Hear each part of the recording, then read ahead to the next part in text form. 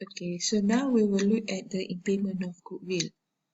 So when we have an impairment of goodwill, as we know, we have two methods that are proportionate as well as the fair value method.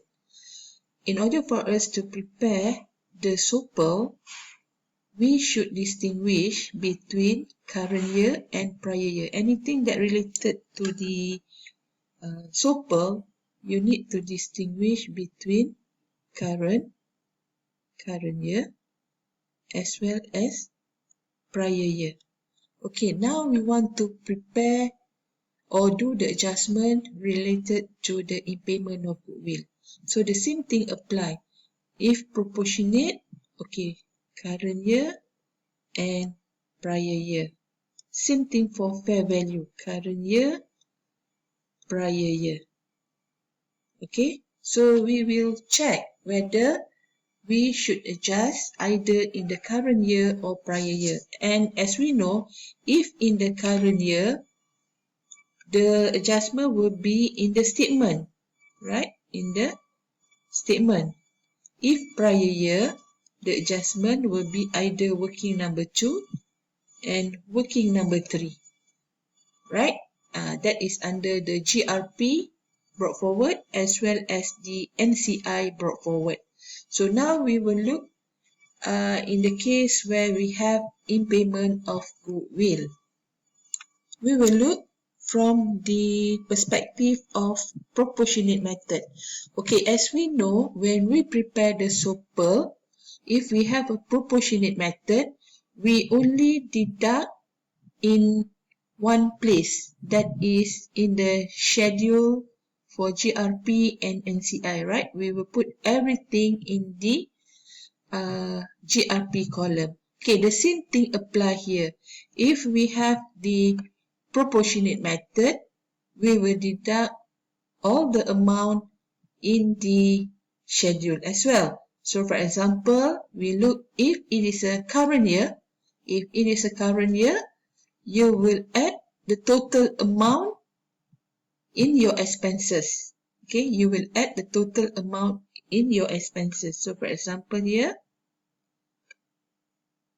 okay, since current year, okay, you put in the SOPL where you will add in your expenses. Alright, if current year. If it is a prior year, the full amount you will put under working number 2, that is GRP brought forward. Okay, you will deduct the full amount. Understand? Now we're going to look what happens if we have a fair value. As we know, when we do adjustment for the fair value, we will deduct in two places. Two places, right? Okay, the same thing apply here. There are two places whereby we will deduct. Okay, if it is a current year, that will be in your SOPL, right? In your SOPL. Okay, in your SOPL. But you have to adjust in two places. So number 1, you will add to your expenses the full amount. Number 2, you will do your adjustment in working number 1, that is your NCI. Alright, you will deduct the portion of NCI. Okay, that are the two places where you will adjust your goodwill. If it is a current year. What happens if it is a prior year? So if a prior year, you will adjust in two places, right? You will adjust in your number 1, you will adjust in working number 2, and you will adjust in your working number 3. Okay, so working number 2, the portion for holding. Working number 3, the portion of NCI.